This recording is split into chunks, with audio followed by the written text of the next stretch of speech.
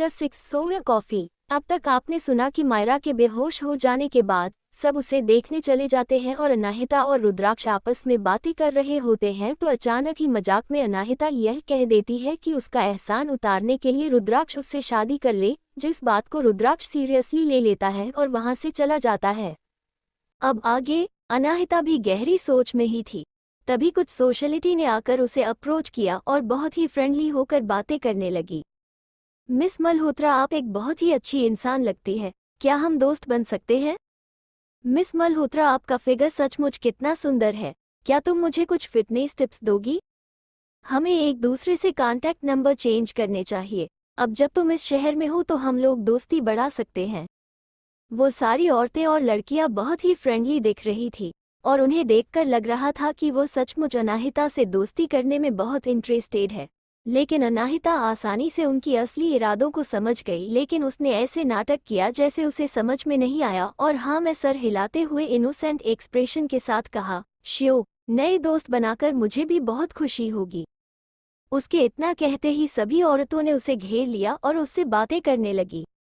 और वहीं दूसरी तरफ ऊपर कमरे में फाइनली मायरा को होश आ गया। जब उसने आंखें खुली तो उसने देखा उसकी मॉम अनीता बहुत ही परेशान थी। उसका हाथ टाइटली पकड़ के वहां बैठी हुई थी, लेकिन उसके पिता हिमेश मल्होत्रा वहां होकर भी वहां नहीं थे। उन्हें देखकर ऐसा लग रहा था कि उन्हें मायरा की कोई चिंता नहीं है, जिसे देखकर मायरा को बहुत गुस्सा आया। उसने मन ही मन कहा, यह सब उस अनाहिता के वजह से हो रहा है, उसकी वजह से ही डैड अब मुझ पर इतना ध्यान नहीं दे रहे। और यह सोच सोचकर ही अचानक से उसकी आंखों में आंसू आ गए। उसने बहुत ही धीमी आवाज में कहा, मॉम, बच्चे, तुम फाइनली होश में आ गई, रो मत, तुम रो क्यों रही हो? अनीता ने उसके आंसू पोंछते हुए प्यार से कहा। जैसे ही हिमेश मल्होत्रा ने देखा कि मायरा को होश आ गया है, उसे जल्दी से नीचे जाना ठीक लगा।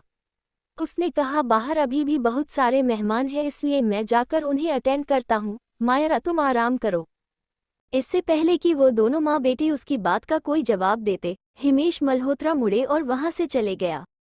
जैसे ही कमरे का दरवाजा बंद हुआ, मायरा अपने गुस्से पर कंट्रोल नहीं कर पाई। उसने अपने पास रखा तकिया दरवाजे पर मारा और कहा, मॉम, डैड को देखिए, उन्हें अब मेरी कोई फिक्र नहीं है, मैं उस अनाहिता को छोड़ूंगी नहीं। अनीता को भी इस वक्त बहुत गुस्सा आ रहा था। आज उसकी प्यारी बेटी का जन्मदिन था, लेकिन अनाहिता ने सारी अटेंशन अपनी तरफ खींच ली थी। अनीता ने खुद को शांत करने के लिए एक गहरी सांस ली और फिर उसके बाद अपनी बेटी को समझाते हुए कहा, मायरा, जल्दबाजी करने से कुछ नहीं होगा। अगर इस वक्त जब वह अभी यहाँ लौटी है उसके साथ कुछ बुरा हो गया तो तुम्हारे डैड को पक्का हम पर शक हो जाएगा, और तुम जानती हो कि तुम्हारे डैड को यह बिल्कुल पसंद नहीं कि लोग उनकी बात न सुने, इसलिए तुम्हें सब्र रखना होगा और कोई भी ऐसी हरकत मत करना जिसकी वजह से तुम्हारे डैड गुस्सा हो तो हम क्या करेंगे? मायरा ने अपने हाथों से अपना चेहरा ढक लिया और रोने लगी और रोते हुए उसने कहा, मेरी बर्थडे पार्टी खराब हो गई है, सब लोग मेरा मजाक उड़ाएंगे, सारा अटेंशन और अनाहिता ने ले लिया। उसकी बात सुनकर अनीता कुछ कहने वाली थी, तभी घर की एक हाउसकीपर जिसका नाम मैरी था, उसने डोर नॉक किया और रूम के अंदर आई। उसके हाथ में एक एनवेल था और वह काफी खुश लग रही थी। उसने खुशी से कहा, मेरे पास एक बहुत अच्छी न्यूज़ है मिसेज मल्होत्रा, और मिस, सुनते ही आप खुश हो जाएंगे। मायरा इस वक्त कुछ भी सुनने में इंटरेस्टेड नहीं थी, इसलिए उसने कहा, कोई भी बात मुझे खुश नहीं कर सकती, सब चीजें खराब हो गई है, आज का दिन मेरी जिंदगी का सबसे खराब दिन था। पहले अनाहिता के आने की वजह से उसकी अटेंशन छिन गई और उसके बाद वह सभी मेहमानों के सामने बेहोश हो गई, जिसकी वजह से सब लोग उसका मजाक उड़ाएंगे। लेकिन अनाहिता ने खुद को शांत रखा और मैरी से पूछा, तुम किस गुड न्यूज़ की बात कर रही थी और तुम्हारे हाथ में क्या है? मैरी चलकर उनके पास आई और उसने खुशी से एक्सप्लेन किया, मैडम, अभी मिस के नाम से एक डॉक्यूमेंट्स आया जो मैंने रिसीव किया और इस पर क्राउन कॉफी एकेडमी का सिंबल है। क्या सचमुच? अनीता ने कहा और मैरी के हाथों से वह एनवेल्प ले लिया। उस एनवेल्प को खोलकर उसके अंदर के पेपर को पढ़ने के बाद उसने मायरा का हाथ पकड़कर एक्साइटेड होते हुए कहा, मायरा, यह सचमुच एक अच्छी खबर है, तुम सोशलाइट कॉफ़ी कंपटीशन में फर्स्ट आई हो। सोशलाइट कॉफ़ी कंपटीशन एक ऐसा कंपटीशन था जो दुनिया भर के मशहूर बैरिस्टर्स, वह लोग जो कॉफ़ी बनाने में एक्सपर्ट होते हैं, के द्वारा ऑर्गेनाइज किया जाता था, और इस कंपटीशन का विनर को सोया कॉफ़ी का ब्रांड एम्बेसडर चुना जाता था। सोया कॉफ़ी जो सिंघानिया ग्रुप के अंदर आती थी। इस कंपटीशन में भाग लेना अभी कोई आसान बात नहीं थी, लेकिन जब अनीता ने सुना कि उसकी बेटी ने यह कंपटीशन जीत लिया है तो वह सातवें आसमान पर थी। उसके लिए इससे बड़ी खुशी की बात हो ही नहीं सकती थी। और वही जब मायरा ने अपनी मॉम को इतना एक्साइटेड देखा तो उसने उसके हाथ से वह डॉक्यूमेंट्स लिया और उसे पढ़ा।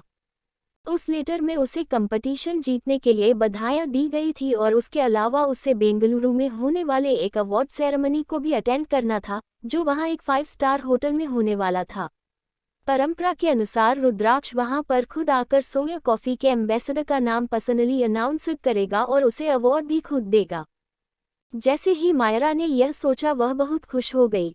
अपने चेहरे पर एक बड़ी सी मुस्कान लेकर अनीता ने कहा, मैं श्योर हूँ कि बर्थडे पार्टी में तुमने जरूर मिस्टर सिंघानिया के ऊपर अच्छा इंप्रेशन छोड़ो होगा और उस दिन जब अवार्ड सेरेमनी में तो मिस्टर सिंघानिया मिलोगी, तो जब वह तुम्हें विनर के तौर पर देखेंगे तो वह तुमसे और इम्प्रेस हो जाएंगे। मायरा ने अपने हाथ में पकड़े पेपर को कसकर पकड़ते हुए एक्साइटेड होकर कहा, एग्जैक्टली मॉम, मिस्टर सिंघानिया को मैं जरूर याद होगी और जब मैं इतनी बड़ी कॉफ़ी ब्रांड की एम्बेसडर बन जाऊंगी तो जो लोग भी आज मेरे बारे में कुछ गलत बोल रहा है उन सब का मुंह बंद हो जाएगा।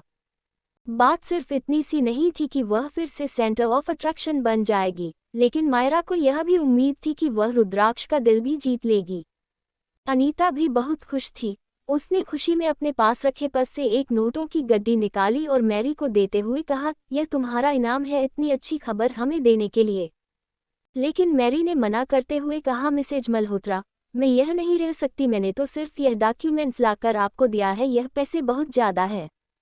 अनीता ने जबरदस्ती वह पैसे उसके हाथ में देते हुए कहा, यह पैसे भले ही बहुत ज़्यादा है, लेकिन जो तुमने हमें खबर दी है वह और भी खुशी वाली थी और उसके अलावा मुझे तुम्हारी किसी और चीज़ में मदद भी चाहिए। अनीता की बात सुनते ही मैरी की आंखों में लालच दिखाई देने लगा। अनीता का ऑफर मानते हुए उसने वो पैसे रख लिए और कहा, मैं आपकी किस काम में मदद कर सकती हूँ मैडम? आप बस मुझे बता दीजिए, मैं आपको निराश नहीं करूँगी। तुम अनाहिता पर नज़र रखोगी और वह कब क्या करती है, क्या कहती है, उन सब के बारे में आकर मुझे बताओगी। मैं समझ गई मैडम, मैं उस गांव की गंवार लड़की पर पूरी नज़र रखूंगी। जैसे ही अनीता ने मैरी की बात सुनी उसे कुछ खटका। उसके दिमाग में एक ही सवाल आया, क्या सचमुच अनाहिता एक गांव की गंवार लड़की है? अनीता खुद को यह सोचने से रोक नहीं पाई कि हो सकता है कि जो आंखों से देख रहा है वह सच ना हो, क्योंकि जिन लोगों को उसने अनाहिता को मारने के लिए भेजा था वह अभी तक वापस नहीं आए हैं और उनमें से एक इंसान का अनीता के पास फ़ोन भी आया तो उसने कहा था कि अनाहिता को वह लोग एक घने सुनसान जंगल में छोड़ आए हैं। उसे नहीं पता था कि उस घने जंगल से अनाहिता रुद्राक्ष के साथ कैसे वापस लौटी। लेकिन अभी के सारे हालातों को देखते हुए अनीता को अब लगने लगा था कि उसे अनाहिता के बारे में डिटेल इन्वेस्टिगेशन करवानी होगी। जैसे अनाहिता इतने सालों से थी कहाँ और उसने इन सालों में किया क्या? एक लड़की जो कई सालों से गांव में पली बढ़ी है, उसका इतना क्लासी ऑरा और स्टाइल होना पॉसिबल नहीं था। यह सब सोचकर अनीता ने मायरा से कहा, मायरा, मुझे लगता है कि जितनी अनाहिता ऊपर से सिंपल दिखती है उतनी सिंपल वह है नहीं, इसलिए जब तक मैं कोई अच्छा सा प्लान नहीं बना लेती तुम कुछ भी गड़बड़ नहीं करोगी। अभी हमें शांत रहना होगा ताकि कुछ टाइम में हम उसके बारे में अच्छे से जान जाए। ठीक है मोम, मैं समझ गई, मायरा ने तो कह दिया था, लेकिन उसने अपनी मोम की बातों को ज़्यादा सीरियसली नहीं लिया था क्योंकि उसके हिसाब से अनाहिता के पास सिर्फ उसकी माँ की वजह से खूबसूरती थी, उसके अलावा कुछ भी नहीं। वह गांव की गंवार लड़की थी और ऐसी लड़की से उसे डरने की क्या ज़रूरत है? जरूरी तो नहीं कि खूबसूरती के साथ साथ अनाहिता ने अपनी मॉम से तेज दिमाग भी लिया हो और उसे अपने आप पर इतना भरोसा था कि अनाहिता उसके सामने कभी नहीं टिक पाएगी। मायरा आर्ट में बहुत अच्छी थी, जिसकी वजह से आसपास के लोगों में उसकी रिप्रेशन काफ़ी अच्छी थी। उसने काफ़ी कुछ अचीव किया था, लेकिन इन सब अचीवमेंट के पीछे लाखों रुपए लगाए गए थे, जिससे अलग अलग क्लासेस और ट्रेनिंग लेने के बाद उसने यह चीज़ें सीखी थी। कुछ सोचकर उसने अपनी मॉम से कहा, मॉम, मेरे पास एक आइडिया है। मैं इस अवार्ड सेरेमनी में अनाहिता को भी अपने साथ ले जाऊंगी ताकि वहां जाकर उसे अपनी औकात पता चल जाए और वह यह समझ जाए कि वह कभी मेरी बराबरी नहीं कर पाएगी।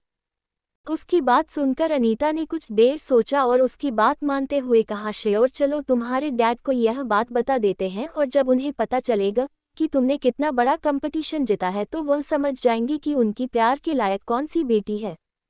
वह माँ बेटी की जोड़ी यही सोच सोच कर खुश हो जा रही थी कि कैसे अवार्ड फंक्शन सबके सामने वह अनाहिता की बेइज्जती करेंगे।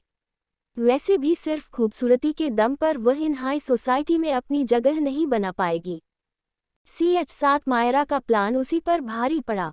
जैसे ही मायरा को पता चला कि वह सोशलाइट कॉफ़ी कंपटीशन जीत चुकी है, उसका मूड अपने आप ही ठीक हो गया। अपने आप को ठीक करने के बाद वह अनीता के साथ वापस नीचे चली गई। नीचे जाने के बाद मायरा चारों तरफ देखने लगी और रुद्राक्ष को ढूंढ रही थी, लेकिन रुद्राक्ष ना कहीं भी दिखाई नहीं दे रहा था। तभी उसे वहां पर एक लड़की दिखी जो अक्सर ही उसे अच्छे से बात करती थी। उसने उससे पूछा, क्या तुमने मिस्टर सिंघानिया को देखा? मिस्टर सिंघानिया तो काफी देर पहले ही चले गए। उसकी बात सुनकर मायरा ने पूछा, क्या उन्होंने जाने से पहले कुछ कहा था? कुछ सोचकर उस लड़की ने कहा, वह तुम्हारी बहन से बातें कर रहे थे। उनके आसपास बहुत सारे बॉडीगार्ड थे जो उनके आसपास किसी को भी जाने नहीं दे रहे थे, इसलिए मैं उनकी बातें नहीं सुन पाए, मगर वह जाते समय ज्यादा खुश नहीं लग रहे थे। जैसे ही मायरा ने सुना कि रुद्राक्ष जाते समय ज्यादा खुश नहीं लग रहा था, उसके चेहरे पर चमक आ गई और उसने पूछा, तुम्हारा इस बात से मतलब क्या है? मुझे पूरी बात तो नहीं पता, मगर अंत में मिस्टर सिंघानिया तुम्हारी बहन से कुछ कहकर वहां से चले गए। उनके जाने के बाद तुम्हारी बहन भी पीछे पीछे गई उनसे बात करने के लिए, मगर मिस्टर सिंघानिया का बॉडीगार्ड ने उन्हें रोक दिया। इसका मतलब अनाहिता और मिस्टर सिंघाना इतने भी क्लोज नहीं है। मायरा ने कहा तो उस लड़की ने उसकी हाँ में हाँ मिलाते हुए कहा, ऑफ कोर्स ऐसे ही बात है, और भले ही तुम्हारी बहन कितनी भी खूबसूरत क्यों न हो, वह है तो एक गांव की गवार लड़की, और सिंघानिया परिवार का स्टेटस क्या है वह तुम जानती हो। तो ऐसा कैसे हो सकता है कि एक गांव की अनपढ़ गवार लड़की का उनके साथ कोई कनेक्शन हो? वह इस लायक है ही नहीं पूरे शहर में, या फिर कह दो पूरे इंडिया में सिर्फ तुम ही हो जो मिस्टर सिंघानिया के लिए परफेक्ट है। उस लड़की ने मायरा को खुश करने के लिए कहा और उसका दांव सही भी लगा। उसकी बातें सुनकर मायरा बहुत खुश हो गई और उसने कहा, तुम मुझे बहुत अच्छी लगी। मैं अपने डैड से बात करूंगी ताकि तुम्हारी फैमिली को सपोर्ट करें और तुम्हारे बिजनेस को आगे बढ़ाने में मदद करें। यह तो बहुत अच्छी बात है, थैंक यू मायरा। मायरा उस लड़की से बात कर ही रही थी, तभी वहां पर खड़ी दो औरतों की बातें उसे सुनाई दी जो उसका मजाक उड़ा रही थी। एक लेडी ने कहा, मुझे नहीं पता था कि मायरा में इतनी हिम्मत है। कितना बड़ा तमाशा होने के बाद भी वह नीचे वापस आ गई। वह तो अपनी बहन की खूबसूरती देखकर इतना जलने लगी और गुस्सा हो गई कि वह बेहोश हो गई। उसकी बात सुनकर दूसरी औरत ने कहा, एग्जैक्टली, अगर मैं उसकी जगह होती तो मैं कम से कम 3 सालों के लिए अपने घर में छुप जाती और किसी के भी सामने नहीं आती, जब तक लोग इस इंसिडेंट को भूल नहीं जाते। उनकी बात सुनकर मायरा गुस्से में लाल हो गई। वह जाकर उन दोनों औरतों को अच्छा सबक सिखाना चाहती थी और उन्हें कुछ भी बोलने से रोक देना चाहती थी, लेकिन दुनिया के सामने उसकी स्वीट और एक प्यारी लड़की वाली इमेज ऐसा करने से खराब हो सकती थी। शहर में जल्दी एक ऐसा कंपटीशन होने वाला था जिसमें उसके अच्छे मैनर और व्यवहार के तौर पर उसे पॉइंट मिलते और उसे वह कंपटीशन किसी भी कीमत पर जीतना था।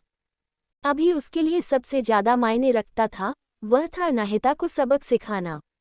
अगर वह अनाहिता को यहाँ से वापस भगा देती है तो कोई भी उसकी लाइमलाइट नहीं छीन पाएगा और यह लोग अपने आप ही उसके बारे में गॉसिप करना बंद कर देंगे। यह सोचते ही मायरा के दिमाग में एक खतरनाक प्लान ने जन्म लिया। वह जल्दी से जल्दी अनाहिता को बर्बाद कर देना चाहती थी और अपनी मॉम की बात मानकर वह वेट बिल्कुल नहीं कर सकती थी। क्या पता इस वक्त में अनाहिता क्या कर दे। धीरे धीरे पार्टी खत्म हो गई। सारे मेहमानों के जाने के बाद हाउसकीपर्स ने घर साफ कर दिया और सब अपने अपने कमरों में चले गए। अनाहिता के लिए भी एक रूम तैयार करवा दिया गया था। हिमेश मल्होत्रा ने उसे एक ऐसा रूम दिया था जिसमें एक खूबसूरत सी बालकनी जहां से बहुत ही सुंदर नज़ारा दिखाई देता था। हिमेश मल्होत्रा का ऐसा व्यवहार साफ दर्शा रहा था कि उनके के लिए कितनी जरूरी है। हालांकि अनाहिता जानती थी कि उसका होना या ना होना हिमेश मल्होत्रा के लिए कोई मायने नहीं रखता, लेकिन हिमेश मल्होत्रा उसे बर्दाश्त कर रहे हैं क्योंकि अनाहिता के जरिए वह कई फायदे हासिल कर सकते हैं। और इस वक्त अनाहिता ने यह भी नोटिस किया कि एक हाउसकीपर पार्टी से ही उसके ऊपर नज़र रखे हुए हैं। फ्रेश होने के बाद अनाहिता सोने जाना ही वाली थी, लेकिन वह इस वक्त काफ़ी अलग थी क्योंकि वह जानती थी कि इस घर के लोग इतनी आसानी से उसे नहीं छोड़ने वाले थे। कोई ना कोई जरूर उसके खिलाफ कोई प्लान बना रहा होगा। वही मायरा के रूम में मायरा इधर उधर टहल रही थी। वह बस यही सोच रही थी कि कैसे अपने प्लान को अंजाम दे। तभी उसे कुछ ख्याल आया और उसने किसी से कहकर मैरी को ऊपर बुलवाया। जैसे ही मैरी मायरा के रूम में पहुंची उसने पूछा, मिस मायरा, मैं आपकी कैसे मदद कर सकती हूँ? अनीता से इतने सारे पैसे मिलने के बाद मेरी काफ़ी खुश थी और उसे यह भी उम्मीद थी कि अगर उसने इन दोनों माँ बेटी को उसी तरह खुश रखा तो उसे आगे भी और पैसे मिल सकते हैं। क्या तुमने उस गंवार लड़की पर नज़र रखी? क्या तुम्हें ऐसा कुछ महसूस हुआ जो अनयूजुअल हो? मायरा ने पूछा तो मैरी ने ना में सिर हिलाते हुए कहा। पार्टी खत्म होने के बाद वो लड़की और सर स्टडी रूम में गए थे बात करने के लिए, और जब वह स्टडी रूम से बाहर ही तो उसके हाथ में एक एटीएम कार्ड था। जरूर सर ने उस लड़की को पॉकेट मनी के तौर पर पैसे खर्च करने के लिए दिए होंगे और उसके बाद वह लड़की अपने कमरे में चली गई और उसके बाद बाहर नहीं आई। मैरी की बात सुनने के बाद मायरा गुस्से और जलन से भर गई। खर्च के लिए उसे जो भी पैसे चाहिए होते थे वह हमेशा थी उसकी मॉम ही देती थी। वह जानती थी कि उसके पिता हिमेश मल्होत्रा कितने कंजूस नेचर के हैं। यह उसके लिए बहुत ही हैरानी की बात है कि उन्होंने पहले ही दिन अनाहिता को एटीएम कार्ड दे दिया। इस बात से अनाहिता को बर्बाद करने का मायरा का इरादा और पक्का हो गया। मैरी, मैं चाहती हूँ कि तुम मेरे लिए कोई चीज़ लेकर आओ और उस चीज़ को लाने के बाद उस लड़की के रूम में रखना। वह कौन सी चीज़ है मैडम? एक जहरीला और बहुत ही खतरनाक सांप। मायरा ने इस बारे में पहले ही सोच लिया था। उनके घर के आसपास बहुत से पेड़ पौधे और एक छोटा सा जंगल भी था। अगर आधी रात को अनाहिता के रूम में एक जहरीला सांप आकर उसे काट लेता है और उसकी मौत हो जाती है तो यह इंसिडेंट सिर्फ एक हादसा ही लगेगा। कोई भी इंसान यह नहीं समझ पाएगा कि यह किसी के द्वारा प्लान किया गया था। जहरीला खतरनाक सांप। क्या आप चाहती है कि सांप के काटने से वह लड़की मर जाए? जब मैरी ने यह बात पूछी तो उसके हाथ डर की वजह से कांप रहे थे। भले ही मायरा और अनीता के कई बुरे कामों में उसने साथ दिया था, लेकिन आज से पहले उसकी वजह से किसी की मौत नहीं हुई थी। क्या कोई प्रॉब्लम है और क्या तुम यह नहीं करने वाली? नहीं, नहीं, मैं आपकी बात मानूंगी। मैं आपके और मिसेज मल्होत्रा के लिए बहुत लॉयल हूँ। इतना कहकर मैरी रुक गई। तभी उसने घबराते हुए कहा, लेकिन मुझे याद है कि मैडम ने कुछ टाइम के लिए हमें शांत रहने के लिए और कुछ भी ना करने के लिए कहा। वो इसके आगे कुछ कहती है उससे पहले ही मायरा आने से बीच में रोककर कहा, बस करो, मैं ये सब बातें नहीं सुनना चाहती। मेरी मॉम थोड़ी डरपोक है। वह नहीं जानती कि जितना लेट हम उस लड़की को सबक सिखाने में करेंगे वो उतने ही ज़्यादा मुसीबतें हमारे लिए खड़ा करेगी।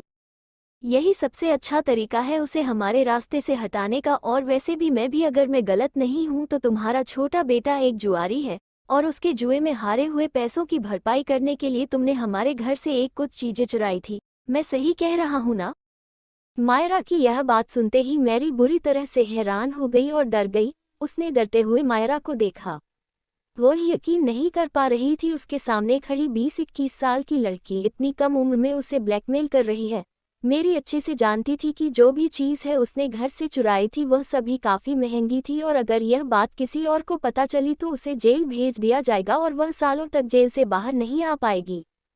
वो यह सब सोची रही थी। तभी मायरा ने फिर से कहा, ऑफ कोर्स मैरी, तुम मेरे साथ बचपन से हो और तुमने मेरा ख्याल भी रखा है, इसलिए मैं तुम्हारे साथ इतनी क्रूवल नहीं हो सकती। जब तक तुम मेरी बात मानती रहोगी तब तक मैं यह पूरा यकीन दिलाती हूँ तुम्हें यह बात किसी और को नहीं पता चलेगी। और उसके अलावा अगर तुम्हें पैसों की भी ज़रूरत हुई तो तुम मुझसे पैसे मांग सकती हो। सोच लो, अब चॉइस तुम्हारी है। क्या तुम यह काम करोगी? मैरी ने बेबसी में अपनी आंखें बंद कर ली। उसके पास कोई चॉइस नहीं थी। आधी रात के समय अनाहिता अपने रूम में सो रही थी, लेकिन उसने इस बात का पूरा ध्यान रखा था कि अगर कोई खतरा आसपास हो तो उसकी नींद खुल जाए। तकरीबन रात के 12 बजे उसे खिड़की से कुछ आवाज आती है सुनाई दी, जिससे उसकी आंख तो खुल गई थी, लेकिन वो बिना हिले दुले अपने बेड पर लेटी हुई थी। वो अपने बालकनी में किसी के कदमों की आहट सुन सकती थी। कोई उसकी बालकनी में आया और कुछ ही मिनट बाद वापस चला भी गया। वह जानती थी कि कोई वहां पर आया था, लेकिन वह इंसान उसके रूम में नहीं आया, सिर्फ बालकनी से ही वापस लौट गया और अनाहिता को समझ नहीं आ रहा था कि उस इंसान ने किया क्या है। थोड़ी देर तक वैसे ही लेटे रहने के बाद जब अनाहिता पूरी तरह श्योर हो गई कि वह इंसान अब दोबारा लौटकर नहीं आएगा, तो उसने साइड टेबल से अपना फ़ोन उठाया जो हिमेश मल्होत्रा ने उसे दिया था और उसकी लाइट ऑन करके वो आसपास देखने लगी।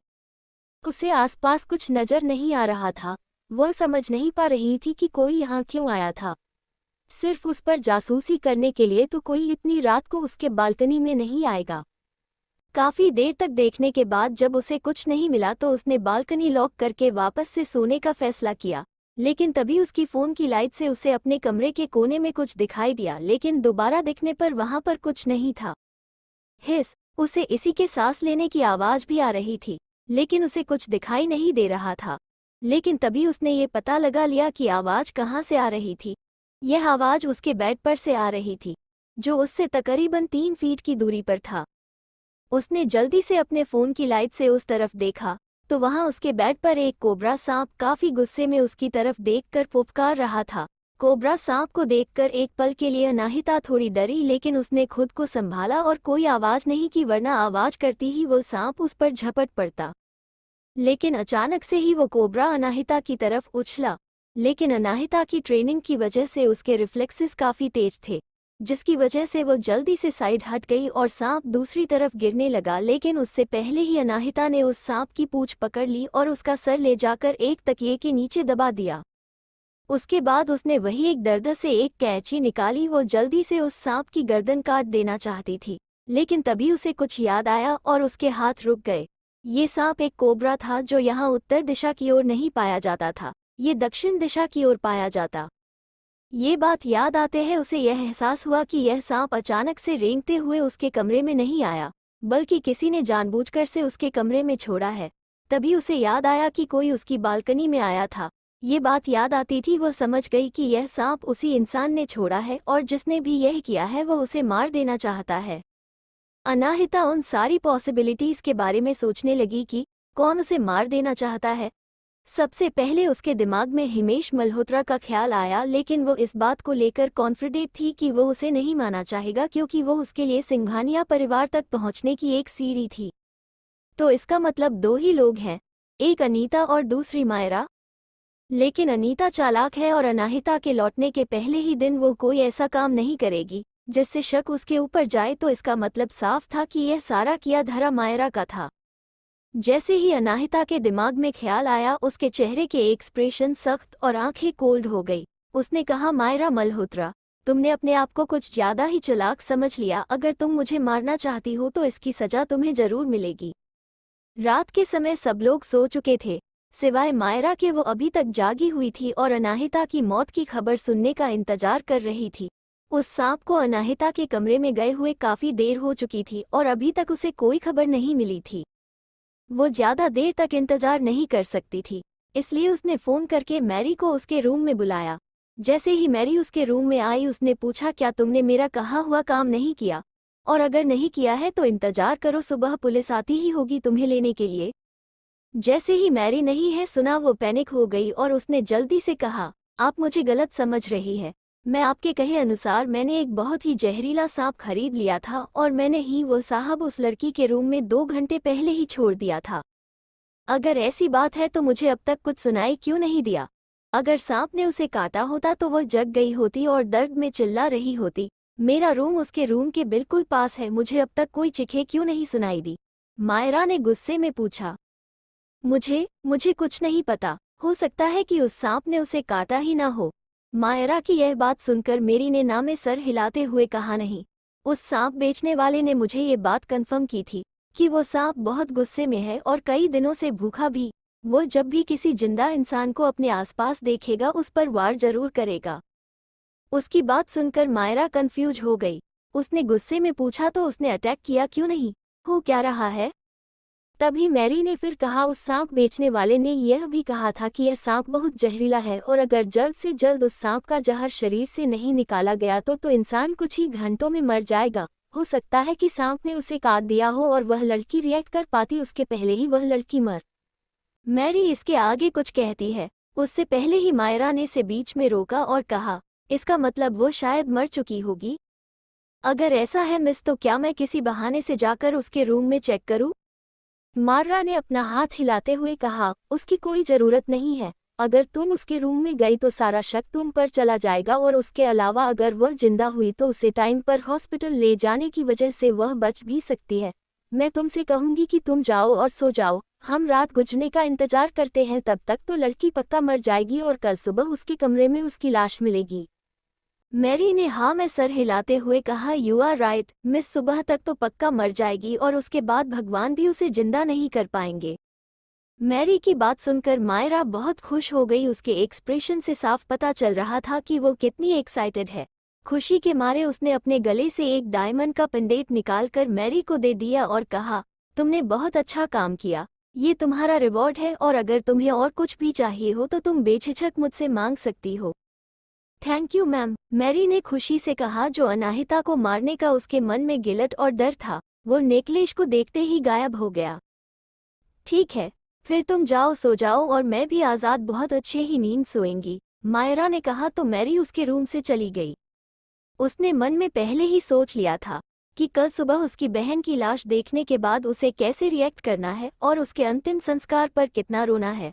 उसे अपनी एक्टिंग स्किल्स पर बहुत भरोसा था कि अनाहिता की लाश पर इतनी अच्छी सी रोएगी कि सबको यकीन दिला देगी कि वो अपनी बहन से कितना प्यार करती थी। यही सब सोचकर वो मुस्कुराते हुए बेड पर लेट गई और लाइट्स बंद कर दी। थोड़ी देर में वह गहरी नींद में सो गई। उसे बहुत ही अच्छा सपना आ रहा था। उसके सपने में अवार्ड सेरेमनी वाले दिन रुद्राक्ष के टैलेंट से इतना इम्प्रेस हो गया कि उसने सबके सामने उससे शादी करने की अनाउंसमेंट कर दी और उसके बाद रुद्राक्ष से शादी करके वो हमेशा खुशी खुशी रहने लगी। वो यही सपना देखकर नींद में मुस्कुराई जा रही थी, इस बात से अनजान कि इस वक्त कोई उसके बालकनी में आ गया है। 1 घंटा और बीत गया। सब लोग अपने कमरे में आराम से सो रहे थे, तभी उन्हें एक जोरदार चीज सुनाई दी। क्या हो गया है? क्या हुआ? मुझे नहीं पता, मैंने सिर्फ एक चीख सुनी। जल्दी चलो, लगता है ये ठीक मिस मायरा के रूम से आई है, सारे हाउसकीपर ने एक दूसरे से कहा और वो लोग तेजी से दौड़कर मायरा रूम की तरफ भागे। भगवान का शुक्र था कि मायरा ने अपना रूम ब्लॉक नहीं किया था, इसलिए सारे हाउसकीपर जल्दी से उसके रूम का दरवाजा खोलकर अंदर चले गए। जब वह लोग अंदर गई तो अंदर का नज़ारा देखकर बुरी तरह डर गई, क्योंकि मायरा अपने बेड पर लेटी हुई थी और उसके मुंह से झाग आ रहा था। उसका चेहरा पूरा नीला हो गया था। उसे देखकर लग रहा था कि किसी भी वक्त उसकी जान चली जाएगी। लेकिन कुछ ही सेकंड में उन लोगों ने अपना होश संभाला। एक हाउसकीपर दौड़कर मायरा के पास जाने ही वाली थी, तभी किसी ने पीछे से चिल्लाकर कहा, वेट, वहां पर मत जाओ, वो सांप अभी भी मिस मायरा के पास ही है, वह तुम्हें काट लेगा। इतना सुनते ही वो हाउसकीपर रुक गई। CH8 मायरा खतरे से बाहर। जैसे ही उस हाउसकीपर ने ये कहा कि सांप अभी भी मायरा के पास है, तो सारे उस हाउसकीपर के हाथ के दिशा में देखने लगे, जहां पर कोबरा सांप अपना फन फैलाकर बैठा था और फुफकार रहा था। उस सांप को देखकर सारे नौकर डर गए और कांपने लगे। यहाँ खतरा है, भागो यहाँ से, कहकर सारे हाउसकीपर रूम से बाहर भाग गए। सभी हिमेश और अनीता भी मायरा के रूम में आ गए। उन्होंने देखा सांप अभी भी वहीं बैठा गुस्से में फुफकार रहा था। सांप को देखकर हिमेश मल्होत्रा 2 कदम पीछे हट गए कि कहीं सांप उन्हें काट ना ले, और वही अनीता का चेहरा पीला पड़ गया। वो चिल्लाने लगी, यहाँ हो क्या रहा है? उस सांप को कोई भगा क्यों नहीं रहा? खड़े खड़े तमाशा मत देखो, उस सांप को मारो वरना मेरी बेटी मर जाएगी। अनीता की बात सुनकर सारे हाउसकीपर्स एक दूसरे को देखने लगे, लेकिन कोई भी आगे जाने के लिए तैयार नहीं था। इतने खतरनाक और जहरीले सांप से लड़ना मुश्किल था और कोई भी अपनी जान खतरे में नहीं डालना चाहता था। अब तक मैरी भी वहां पहुंच गई थी और डर के मारे कांप रही थी। उसने मन ही मन कहा, मैंने तो ये सब उस लड़की के कमरे में छोड़ा था, ये सब यहाँ कैसे पहुंचा? अब क्या होगा? जब वो पहले सांप को लेकर यहाँ आ रही थी, तभी उसकी डर के मारे हालत खराब थी, जबकि उस वक्त सांप एक बॉक्स में पूरी तरह से बंद था। लेकिन अब वो पहले से भी ज्यादा डरी हुई थी, क्योंकि वो जानती थी कि वो सांप कितना जहरीला है। मैरी को यह भी पता था कि अगर मायरा को जल्दी हॉस्पिटल नहीं ले जाया गया तो सांप जहर से उसकी मौत हो जाएगी। जब अनीता ने देखा कि कोई भी सांप को हटाने के लिए आगे नहीं बढ़ रहा, तो वही हिमेश के पास गई और रोते हुए कहने लगी, डियर प्लीज जाकर उस सांप को मार दो, वह हमारी बेटी की जान ले लेगा। हिमेश मल्होत्रा भी बाकियों की तरह डरा हुआ था और वो सांप के नजदीक नहीं जाना चाहता था, लेकिन घर के नौकरों के सामने वो अपनी इज्जत भी नहीं गंवाना चाहता था। अगर इस वक्त डर के मारे उसने मायरा को नहीं बचाया तो सब लोग उस पर हंसेंगे, इसलिए मजबूरी में उसे जाना ही था। आगे बढ़ने के लिए जैसे उसने अपना कदम बढ़ाया, उसे एक आवाज सुनाई दी, डेड, इतनी रात को आप लोग सब यहाँ क्या कर रहे हैं? हिमेश ने मुड़कर देखा तो वहां पर नींद से बोझिल आंखों के साथ अनाहिता खड़ी थी। उसे देखकर लग रहा था कि वो अभी ही उठी है। तुम्हारी बहन के रूम में एक जहरीला सांप है। उसने तुम्हारी बहन को काट दिया है, जिसके बाद वह बेहोश हो गई है। मुझे उसे बचाना होगा, हिमेश मल्होत्रा ने जवाब दिया। नहीं, आप ऐसा नहीं कर सकते, अनाहिता ने तुरंत कहा। ये बहुत डेंजरस है, आप इस तरह उस सांप के पास नहीं जा सकते। जैसे ही अनाहिता के मुंह से अनीता ने यह बात सुनी, उसका खून गुस्से में खौलने लगा। उसने अपना हाथ उठाया और अनाहिता के गाल पर एक जोरदार थप्पड़ जड़ दिया। अनाहिता के रिफ्लेक्सेस इतनी तेज थी कि वह अनीता का होंठ झटक सकती थी या फिर डोज कर सकती थी, लेकिन उसने ऐसा ना करने का फैसला किया और थप्पड़ खा लिया। अनीता का थप्पड़ पड़ते ही अनाहिता के गोरे गालों पर उसके 5 उंगलियों के निशान छप गए और गाल पूरी तरह से लाल हो गया। क्यों बिच, तुम मेरी बेटी को मार डालना चाहती हो, है ना? अभी के अभी ऐसे चली जाओ, मुझे तुम्हारी यह मनहूस शक्ल देखनी ही नहीं है। मोहन, इसे निकाल कर बाहर फेंको, अनीता ने गुस्से में चिल्लाते हुए कहा।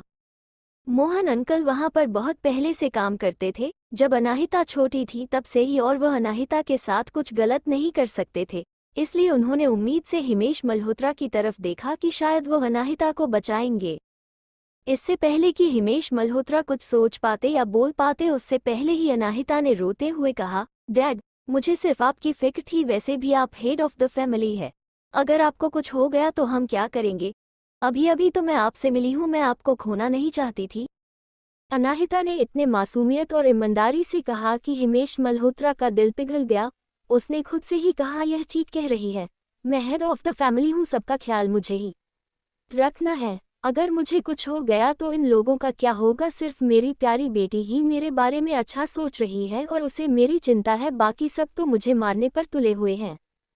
जैसे ही यह ख्याल हिमेश मल्होत्रा का दिमाग में आया, उसने गुस्से में घुरकर अनीता को देखा और डांटते हुए कहा, तुमने उसे मारा क्यों? उसे सिर्फ मेरी सेफ्टी की चिंता थी। मगर ये लड़की मेरी मायरा को। इसके आगे अनीता कुछ कहती उससे पहले ही अनाहिता ने उसे बीच में रोकते हुए कहा, आंटी अनीता, अगर आप मेरे बारे में ऐसा सोचती हैं तो मैं अभी अपने एक्शन से यह प्रूफ कर दूंगी कि मैं सिर्फ अपनी बहन का भला चाहती हूँ और मेरे होते हुए उसे कुछ नहीं होगा। इतना कहकर अनाहिता ने 1 मिनट के हाथ में पकड़े डंडे को लिया और सांप की तरफ आगे बढ़ने लगी। उसके चेहरे पर डर और घबराहट बिल्कुल नहीं थी। मोहन अंकल, जिन्हें अनाहिता की चिंता थी, उन्होंने चिल्लाकर कहा, संभाल के बेटा, वह सांप बहुत जहरीला है। अनाहिता को आगे बढ़ता देख हिमेश मल्होत्रा के चेहरे पर भी घबराहट आ गई, क्योंकि मायरा के मुकाबले अनाहिता उनके लिए ज्यादा कीमती थी। वो उसे खोने का रिस्क नहीं ले सकते थे, इसलिए उसने उसे रोकने की कोशिश करती है कहा, अनाहिता मत जाओ। लेकिन अनाहिता ने उनकी बात नहीं सुनी और आगे सांप की तरफ बढ़ गई। जैसे ही अनाहिता सांप के करीब पहुंची, उसे काटने के लिए सांप उछाला। इस बार अनाहिता ने पहली बार की तरह झटके से सांप को दूर नहीं फेंका, बल्कि उसने ऐसा दिखाया जाए उसे काफी मुश्किल हुई और अपनी हाथ में पकड़ी स्टिक से कोबरा पर वार किया, जिससे वो सांप और गुस्से में आ गया। उस सांप को और गुस्से में देखकर सब लोग इतना डर गए कि वो लोग कमरे के बाहर जाकर ये सब देखने लगे। अब सबकी नज़रों में अनाहिता एक बहुत ही अच्छी और महान लड़की बन गई थी, जो अपनी बहन की जान बचाने के लिए अपनी जान खतरे में डाल चुकी थी। तकरीबन 15 से 20 मिनट की जद्दोजहद के बाद अनाहिता ने फाइनली सांप को पकड़ लिया था। वैसे तो ये काम उसके लिए बहुत आसान था, मगर उसने ऐसा दिखाया जैसे उसे बहुत मुश्किल हुई है। सांप को पकड़ने के बाद उसने कहा, मुझे कैंची या फिर चाकू ला कर दीजिए। ये चाकू लीजिए, मोहन अंकल ने कहा और अनाहिता के हाथ में एक तेज धार वाले चाकू पकड़ा दिया। चाकू लेकर अनाहिता ने बहुत ही सावधानी से उसे सांप के जहरीले दांत निकाल दिया। उसके एक्सप्रेशन से ऐसा लग रहा था जैसे वो इस वक्त बहुत डरी हुई है। सांप के दांत निकालने की वजह से सब शांत हो गया और वहीं रखे एक बॉक्स में अनाहिता ने उस सांप को बंद कर दिया। जैसे ही अनाहिता ने सांप को बॉक्स में बंद किया, हिमेश मल्होत्रा उसके पास आए और पूछा, बेटा तुम ठीक हो ना? ये पूछते ही अनाहिता के आंखों से आंसू बहने लगी और वो जाकर हिमेश मल्होत्रा के गले लग गई। डैड, मैं बहुत डर गई थी। हाँ बेटा, मैं जानता हूँ, मगर शांत हो जाओ, देखो तुमने कर दिया और वह सांप हमारा कुछ नहीं बिगाड़ सकता। आप यहाँ हैं तो मुझे डरने की जरूरत नहीं है डैड, मगर आप मेरी चिंता छोड़िए, अभी हमें मायरा को हॉस्पिटल ले जाना होगा, अनाहिता ने पूरे डिटर्मिनेशन के साथ कहा। अनाहिता की बात सुनते ही हिमेश मल्होत्रा का दिल पिघल गया। ना सिर्फ उनकी बेटी बहादुर थी बल्कि उसे अपनी बहन की भी फिक्र थी। तभी हिमेश मल्होत्रा की नज़र अनाहिता के लाल गालों पर गई, जहां पर अभी भी अनीता के उंगलियों के निशान थे, जिसे देखकर उसे गुस्सा आ गया। उसने अनीता को देखकर कहा, देखो तुमने क्या किया। इसने मायरा को बचाने के लिए अपनी जान खतरे में डाली और फिर भी तुमने इसी पर इल्जाम लगाया और मारा भी। हिमेश मल्होत्रा की इस बात का अनीता कुछ जवाब देती, उससे पहले ही हिमेश मल्होत्रा ने कहा, अगर तुम्हें इतनी भी समझ नहीं है कि क्या सही और क्या गलत है, तो मुझे लगता है कि तुम्हें घर के मामलों से भी दूर रहना चाहिए। अब से घर के सारे फाइनेंशियल मामले में खुद हैंडल कर लूंगा। जैसे ही अनीता ने यह बात सुनी, उसके चेहरे का रंग उड़ गया। मेरी बात तो सुनो। इसके पहले कि वो अपने आप को एक्सप्लेन कर पाती, हिमेश मल्होत्रा ने उन्हें बीच में ही रोक दिया और कहा, शट अप, मुझे और कुछ नहीं सुनना। अभी के अभी अपने कमरे में चले जाओ और तब तक बाहर मत आना जब तक तुम ये समझ ना जाओ कि तुमने क्या गलत किया है। तभी एक हाउसकीपर ने कहा, मिस्टर मल्होत्रा, एम्बुलेंस आ गई है। उस हाउसकीपर की बात सुनकर हिमेश मल्होत्रा को मायरा का ध्यान आया। उसने जल्दी से एक हाउसकीपर को मायरा को जल्दी से एम्बुलेंस पर ले जाने के लिए कहा और अनाहिता को साथ लेकर हॉस्पिटल के लिए निकलने लगा। तभी अनीता ने रोते हुए कहा, प्लीज मुझे भी अपने साथ ले चलो। मायरा मेरी बेटी है, मैं उसे इस हालत में छोड़कर घर पर नहीं रह सकती। भले ही इस वक्त अनीता की हालत बहुत खराब दिख रही थी और उसे देखकर किसी को भी दया आ सकती थी, लेकिन हिमेश मल्होत्रा का दिल नहीं पिघला। उसने कहा, मुझे तुम्हारी बातों को बिल्कुल भरोसा नहीं है। फिर उसने एक हाउसकीपर से कहा, मिसेज मल्होत्रा को अभी के अभी उनके रूम में ले जाया जाए और जब तक मैं ना कहूँ कोई भी बाहर से दरवाजा नहीं खोलेगा। हिमेश मल्होत्रा का ऑर्डर सुनते ही दो हाउसकीपर रोती हुई अनीता को लगभग घसीटते हुए उसके रूम में ले गए और उसके बाद अनाहिता और हिमेश मल्होत्रा एम्बुलेंस में जाकर बैठ गए। तभी अनाहिता ने अपनी सॉफ्ट आवाज में कहा, डैड क्यों ना आप आंटी को भी हमारे साथ ले चले। वो कितना प्यार करती है मायरा से। अगर वो घर पर रहेंगे चिंता कर करके अपनी तबीयत बिगाड़ लेंगी। लेकिन हिमेश मल्होत्रा ने उसकी बात नहीं मानी और उसकी तरफ देखकर पूछा, बच्चे, गांव में तुम्हारी जिंदगी बहुत मुश्किल रही होगी ना? नहीं, बिल्कुल नहीं, मेरी जिंदगी बहुत अच्छी थी, अनाहिता ने जवाब दिया। उसका हर एक शब्द सच था। इन लोगों ने उसे अडॉप्ट किया था, उनके साथ उसने एक बहुत ही अच्छी जिंदगी बिताई थी। लेकिन हिमेश मल्होत्रा को लगा कि अनाहिता अपना दुख उनके सामने जाहिर नहीं करना चाहती, इसलिए उसने कहा, तुम बहुत भोली हो। इस हाई सोसाइटी में सरवाइव करने के लिए तुम्हें बहुत कुछ सीखने की जरूरत है। मैं धीरे धीरे तुम्हें सब कुछ सिखा दूंगा। थैंक यू डैड, हम परिवार है, इसलिए तुम्हें मुझे थैंक यू कहने की जरूरत नहीं है। वो लोग बात कर ही रहे थे, तभी एम्बुलेंस हॉस्पिटल पहुंच गई। मायरा को जल्दी से इमरजेंसी रूम में ले जाया गया। उसकी दिल की धड़कन बहुत ही धीमी हो गई थी। अनाहिता और हिमेश मल्होत्रा इमरजेंसी रूम के बाहर बैठे हुए थे। हिमेश मल्होत्रा काफी घबराए हुए थे क्योंकि अनाहिता और मायरा दोनों ही उनके लिए काफी कीमती थी, जो उनके फ्यूचर में उनकी मदद करेगी और अगर मायरा को कुछ हो गया तो उनका एक्सपोर्ट सिस्टम कम हो जाएगा। तकरीबन 1 घंटे बाद फाइनली इमरजेंसी रूम का दरवाजा खुला। जैसे ही डॉक्टर बाहर आए, हिमेश मल्होत्रा ने तुरंत जाकर पूछा, डॉक्टर मेरी बेटी कैसी है? अभी पेशेंट खतरे से बाहर है, लेकिन कुछ दिनों तक उसे हॉस्पिटल में ही रहना होगा और हम उसे मॉनिटर करेंगे। सांप का जहर बहुत ही खतरनाक था, अगर उसे टाइम पर हॉस्पिटल नहीं लाया जाता तो कोई भी उसे बचा नहीं पाता। मगर मुझे आप लोगों से एक बात पूछनी है, इस सांप ने ही आपकी बेटी को काटा कैसे? यह सब तो शहर में पाया ही नहीं जाता। जैसे ही डॉक्टर ने यह बात कही, हिमेश मल्होत्रा कंफ्यूजन में पूछा, आपका इस बात से मतलब क्या है? हमारा घर जंगल के कुछ ज्यादा ही करीब है। आज से पहले 1-2 बार और भी सांप हमारे घर में आ गए थे। डॉक्टर ने अपना सर ना में हिलाते हुए कहा, यह सब स्पेशली दक्षिण दिशा की ओर पाया जाता है और वह भी घने जंगलों में। इस तरह शहरी इलाके में उसे पाना बहुत ही मुश्किल है। मैं भी वहीं से आया हूँ, इसलिए मुझे पता है। मुझे लगता है आपको इस बारे में ठीक से जांच करनी चाहिए। जैसे ही हिमेश मल्होत्रा को डॉक्टर की बात समझ में आई, उसे गुस्सा आने लगा। उसने पूछा, आपके कहने का मतलब ये है कि किसी ने जानबूझकर मायरा को मारने की कोशिश की है? ऐसा हो सकता है। डॉक्टर की बात सुनते ही हिमेश मल्होत्रा ने गुस्से में अपनी मुठिया का कस ली। कौन हो सकता है? वो कौन हो सकता है जो मेरी बेटी को मारना चाहता है? इतना कहते ही उसकी नज़र अनाहिता पर गई और उसके चेहरे पर अनाहिता को लेकर शक दिखाई देने लगा। अनाहिता ने उसके एक्सप्रेशन नोटिस कर लिए, लेकिन उसने ऐसे दिखाए जैसे उसे समझ नहीं आया और गुस्से में बोली, उनकी हिम्मत कैसे हुई? वो लोग हमारे घर में सांप ले आए। डैड, आपको जरूर इस मामले की जांच करनी चाहिए। हम एक खूनी को इसी तरह खुला नहीं छोड़ सकते। अनाहिता की बात सुनते ही हिमेश मल्होत्रा का शक दूर हो गया। उसे पूरा यकीन था कि यह लड़की जो अभी अभी इस शहर में आई है, वो इतना खतरनाक प्लान नहीं बना सकती, और अगर उसी का प्लान ये सब होता तो क्यों अपनी जान खतरे में डालकर उस सांप को पकड़ती। उसे अनाहिता पर शक नहीं करना चाहिए। यही सोचकर उसने कहा, अनाहिता पहले घर चलते हैं। मैं इस मामले की पूरी जांच करूंगा और पता करूंगा कि यह सब किसने किया है। आप ठीक कह रहे हैं डैड, हमें इस मामले की पूरी तरह से जांच करनी चाहिए। जिसने भी यह किया है, आज उसका निशाना मायरा थी और कल उसका निशाना आप भी हो सकते हैं। जल्दी से जल्दी उस इंसान को पकड़कर सजा देनी होगी, अनाहिता ने गुस्से में कहा। हिमेश मल्होत्रा ने भी हाँ में सर हिलाया और मायरा का ध्यान रखने के लिए कुछ नर्स को ड्यूटी देकर वो अनाहिता के साथ घर वापस चला गया। घर पर अपने कमरे में अनीता बार बार अपना फ़ोन चेक कर रही थी। जब उसे मैसेज मिला कि मायरा ठीक है, तब उसने एक राहत की सांस ली। लेकिन जब सामने वाले ने मैसेज करके उसे ये बताया कि वो सांप जानबूझकर मायरा के कमरे में छोड़ा गया था जिससे मायरा मर जाए, तो अनीता का गुस्सा 7वें आसमान पर पहुंच गया था। तभी बाहर से किसी हाउसकीपर ने उसे बताया कि सर घर आ गए हैं। अनीता किसी भी कीमत पर अपने रूम से बाहर जाना चाहती थी, लेकिन हिमेश मल्होत्रा की मर्जी के बिना वह कमरे से बाहर नहीं जा सकती थी। लेकिन वह कमरे में भी नहीं रहने वाली थी, इसलिए उसने वहीं रखा एक फ्लावर पॉट उठाया और दरवाजे पर दे मारा, जिससे दरवाजे का कांच टूट गया और टूटे हुए कांच से हाथ बाहर निकालकर उसने दरवाजा खोल लिया। जब हिमेश मल्होत्रा और अनाहिता घर पहुंचे तो उन्होंने देखा कि अनीता दौड़ते हुए सीढ़ियों से नीचे उतर रही थी।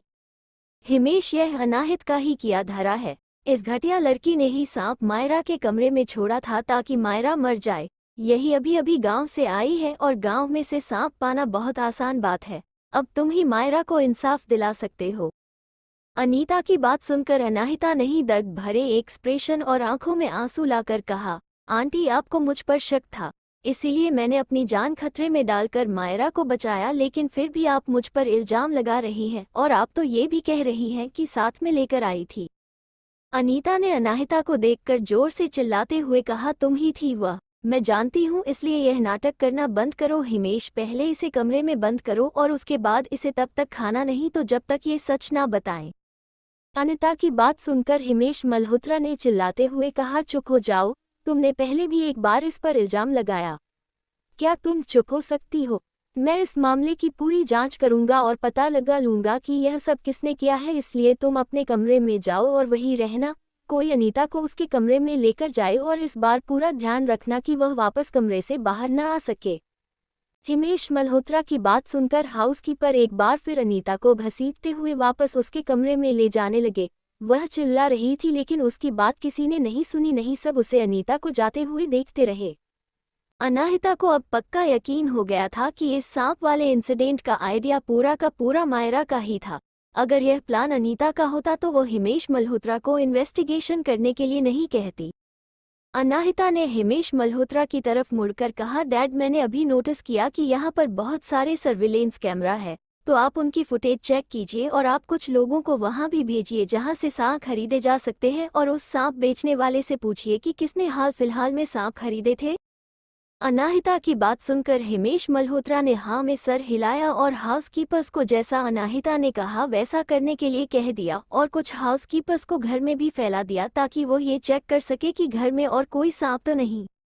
एक आधे घंटे बाद ही एक हाउसकीपर ने सर्विलेंस कैमरा चेक किया और उसके बाद ही आकर हिमेश मल्होत्रा से कहा, सर, हमने सर्विलेंस कैमरा चेक किया। कल रात को 11 बजे के आसपास सिर्फ एक ही इंसान मिशन से बाहर गया था और वह थी मायरा, मिस की नैनी मैरी। उसकी बात सुनकर हिमेश मल्होत्रा ने कहा, मैरी? ठीक है, फिर उसे जल्द से जल्द यहाँ बुलाओ, उसे मेरे सवालों का जवाब देना होगा। CH9 मैरी ने सबको सच बता दिया। जल्दी ही मैरी को पकड़कर हिमेश मल्होत्रा के सामने ले आया गया। जैसे ही मैरी ने हिमेश मल्होत्रा को गुस्से में देखा, वह पैनिक होकर चिल्लाने लगी, सर, मैंने कुछ नहीं किया। मैं कल रात इसलिए बाहर गई थी क्योंकि मेरे नालायक बेटे ने फिर से मुसीबत खड़ी कर दी थी। मेरा इस सांप वाले मामले से कोई लेना देना नहीं है। मैंने हमेशा आपके यहाँ ईमानदारी से काम किया है। लेकिन मैरी की मिन्नतों का हिमेश मल्होत्रा पर कोई असर नहीं पड़ा। हिमेश मल्होत्रा आगे आया और एक हाउसकीपर के हाथों में बैट पकड़ाते हुए उसने कहा, यह लो और इससे मारो। हिमेश मल्होत्रा का ऑर्डर सुनते ही हाउसकीपर का हाथ कांपने लगा। वह एक औरत पर इतनी बेदर्दी नहीं कर सकता था। जब हिमेश मल्होत्रा ने देखा कि उसकी पर उसकी बात नहीं मान रहा तो उसने गुस्से में कहा, तुम चाहते हो कि मैं तुम्हें नौकरी से निकाल दूं और चोरी के इल्जाम में जेल भी भिजवा दूं। जैसे ही उस हाउसकीपर हिमेश मल्होत्रा की बात सुनी, वह डर गया और हिमेश मल्होत्रा का ऑर्डर मानते हुए उसने उस बैट से मैरी को मारा। एक ही बार से मैरी की स्किन निकल गई और वहां से खून आने लगा। यह दर्द बहुत दर्दनाक था जिसके कारण वह फ्लोर पर बैठी हुई ही चीखने लगी। अनाहिता भी यह सब साइड में खड़ी होकर देख रही थी। उसके चेहरे पर कोई इमोशंस नहीं थी क्योंकि वह जानती थी कि मैरी ही वह औरत थी जो कल रात उसकी बालकनी में आकर सांप छोड़ गई थी और इस काम में वह मायरा के साथ बराबर की हकदार है। इसलिए अनाहिता को उसके ऊपर जरा से भी दया नहीं आ रही था। तकरीबन 10 बार मैरी को बैट से मारा गया। उसका शरीर पूरी तरह से खून से लथपथ हो गया था। उसके गले से अब आवाज भी नहीं निकल रही थी। लेकिन भले ही उसे कितना भी दर्द क्यों ना हो रहा हो, वह अभी भी सच नहीं बता रही थी क्योंकि वह जानती थी कि अगर उसने सच बताया तो जान लेने की कोशिश के जुर्म में उसे इससे भी बदतर सजा मिलेगी, जो वह कभी नहीं होने देने वाली थी। जो हाउसकीपर मैरी को मार रहा था, उससे अब और नहीं बर्दाश्त नहीं होता तो उसने हिमेश मल्होत्रा से कहा, सर, हम इसे और नहीं मार सकते। इसकी उम्र देखिए, अगर एक भी बार और वार किया तो यह मर जाएगी। हिमेश मल्होत्रा भी समझ गए कि अब वार करना उनके लिए अच्छा नहीं होगा क्योंकि अगर मेरी मर गई तो इस मामले को सुलझाना बहुत मुश्किल हो जाएगा। यह सोचकर ही हिमेश मल्होत्रा जैसे ही उस हाउसकीपर को रुकने के लिए कहने वाले थे, उसी वक्त वहां पर दूसरा हाउसकीपर अपनी इन्वेस्टिगेशन पूरा करके आ गया। उसने हिमेश मल्होत्रा से कहा, सर, मैंने मार्केट में बात की कि कौन ऐसे जहरीले सांप बेचता है। तो एक सांप बेचने वाले ने मुझसे कहा कि कल रात उसने किसी को एक बहुत ही जहरीला सांप बेचा था। जैसे ही मैरी ने उस हाउसकीपर की बात सुनी, वह अपनी जगह पर जम गई भी। अनाहिता ने गौर से मैरी की तरफ देखते हुए पूछ, क्या वह मैरी आंटी की थी जिन्होंने सांप खरीदा था? उस कीपर ने ना में सर हिलाते हुए कहा, मैंने यह बात उस आदमी से नहीं पूछी, मगर मैं उस सांप बेचने वाला को अपने साथ यहाँ ले आया हूँ। वो चेहरा देखकर बता देगा कि किसने उससे सांप खरीदा था। हिमेश मल्होत्रा ने कहा, बहुत अच्छे, उस आदमी को यहाँ लेकर आओ। जल्द ही वह सांप बेचने वाला इंसान हिमेश मल्होत्रा के सामने आया और उसने उसे ग्रीट किया। तब तक हिमेश मल्होत्रा के कहने पर एक हाउसकीपर वह बॉक्स भी ले आया जिसमें सांप बंद था। बॉक्स के बाहर से ही सांप को देखा जा सकता था। उसकी तरफ इशारा करते हुए हिमेश ने पूछा, क्या यह वही सांप है जो तुमने बेचा था?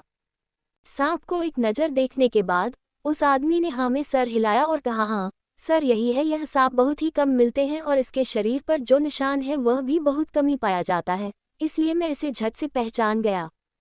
उस सांप बेचने वाले की बात सुनकर हिमेश मल्होत्रा ने मैरी की तरफ इशारा करते हुए कहा, क्या यह वही बूढ़ी औरत है जिसने तुमसे सांप खरीदा था? उस आदमी को कोई आइडिया नहीं था कि यहाँ क्या हो रहा है, लेकिन वह इतना तो जरूर जानता था कि वह हिमेश मल्होत्रा जैसे बड़े इंसान से झूठ बोलकर बच नहीं पाएगा। इसलिए उसने मैरी को एक नज़र देखा और हाँ मैं सर हिलाते हुए कहा, हाँ सर, यह वही है। उसने मुझसे कहा था कि इस सांप के जहर से उससे कुछ जरूरी काम है और इसका बेटा कोई साइंटिस्ट है जो तरह के जहरीले सांपों पर रिसर्च कर रहा है, इसलिए मैं इसे सबसे जहरीला सांप दे दूं।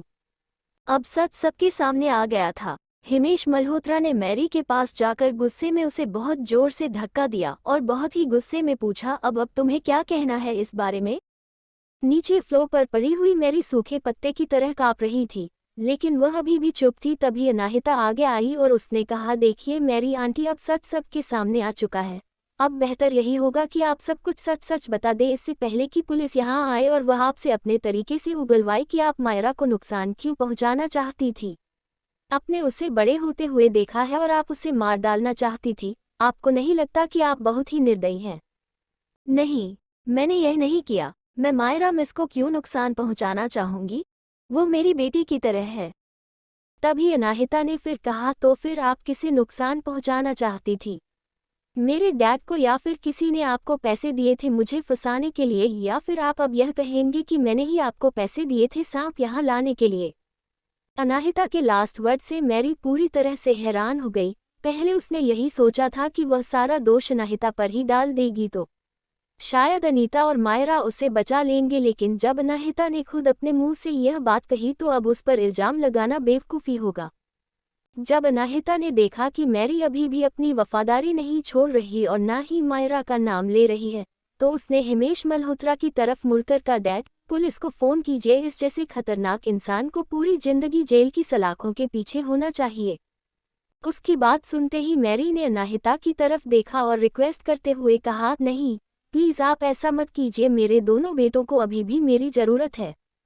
तो ठीक है, सच बताओ, अगर तुमने सच बता दिया तो शायद इतने सालों तक इस परिवार की सेवा करने के बदले तुम्हें छोड़ दिया जाएगा। अब मैरी ने हार मान ली, वो जानती थी उसे क्या करना है। अगर वह सच बता देगी तो शायद उसे छोड़ दिया जाए, और अगर उसने सच नहीं बताया तो वह पूरी जिंदगी जेल की सलाखों के पीछे बताएगी। भले ही अनीता और मायरा ने उसके लिए कुछ भी किया हो या फिर उसे कुछ भी दिया हो, लेकिन वह उनके लिए इतनी बड़ी कुर्बानी नहीं देने वाली थी। उसने रोते हुए कहा, मैं सब कुछ बताती हूँ, वह मिस मायरा ही थी जिन्होंने मुझे यह सब करने के लिए कहा था। उन्होंने सांप खरीदकर अनाहिता मिस के कमरे में छोड़ने के लिए कहा था, लेकिन मुझे नहीं पता कि वह सांप अनाहिता मिस के कमरे से मायरा मिस के कमरे में कैसे चला गया। उसकी बात सुनकर अनाहिता ने कहा, मेरा रूम मायरा के रूम के बहुत पास है, तो हो सकता है कि वो सांप बालकनी के जरिए रेंगते हुए उसके रूम में चला गया हो। मैंने कभी नहीं सोचा था कि मायरा मुझसे इतनी नफरत करती है। उसने तुम मुझसे अच्छे से बात की थी, मुझे लगा वो मुझसे प्यार करती है। अनाहिता की आवाज़ इस वक्त रुआसी हो गई थी। उसे देखकर ऐसा लग रहा था जैसे वह बहुत हैरान और दुखी है। तुम घटिया औरत और वह बददिमाग और बुरी लड़की, तुम दोनों को अपने किए की बहुत अच्छी सजा दूंगा मैं, हिमेश मल्होत्रा ने गुस्से में चिल्लाते हुए कहा। उसके बाद उसने एक गहरी सांस लेकर खुद को शांत किया और एक हाउसकीपर से कहा, अनीता को नीचे लेकर आओ, वह भी अपनी आंखों से देखे कि उसकी अच्छी और प्यारी बेटी ने क्या कारनामा किया है। हिमेश मल्होत्रा मायरा से बहुत प्यार करते थे और उसने उसकी हर एक ख्वाहिश पूरी करने के लिए बहुत पैसा और समय खर्च किया था। तभी अनाहिता ने कहा, आप इतना गुस्सा मत होइए, मैं अचानक से यहाँ आ गई और आप भी मुझसे बहुत अच्छे से पेश आ रहे थे, इसीलिए शायद मायरा को इनसिक्योरिटी हुई होगी और वह मुझे अपना नहीं पाए, मगर मुझे यकीन है कि वक्त के साथ वह मुझे। इसके आगे अनाहिता कहती उससे पहले ही हिमेश मल्होत्रा ने उसे बीच में रोकते हुए कहा, इतना सब कुछ हो जाने के बाद भी तुम उसके बारे में बात कर रही हो, तुम्हारी यही अच्छाई तुम्हें बहुत भारी पड़ेगी। अगर चीजें मायरा के हिसाब से हुई होती तो वह सांप तुम्हें काट चुका होता और क्या पता तुम्हारी जान भी चली गई होती। हिमेश मल्होत्रा की बात सुनकर अनाहिता ने उदासी से अपना सर हिलाते हुए कहा, डैड, हर कोई गलती करता है, मायरा छोटी है, उसे अभी बहुत कुछ सीखना है। इसके आगे अनाहिता कुछ कहती उससे पहले ही अनीता नीचे आ गई। जब अनीता के सामने मैरी ने सब कुछ दोबारा से दोहराया तो उसका चेहरा पीला पड़ गया। उसने मन ही मन कहा, मैं इस जैसी बेवकूफ़ लड़की को कैसे जन्म दे सकती हूँ।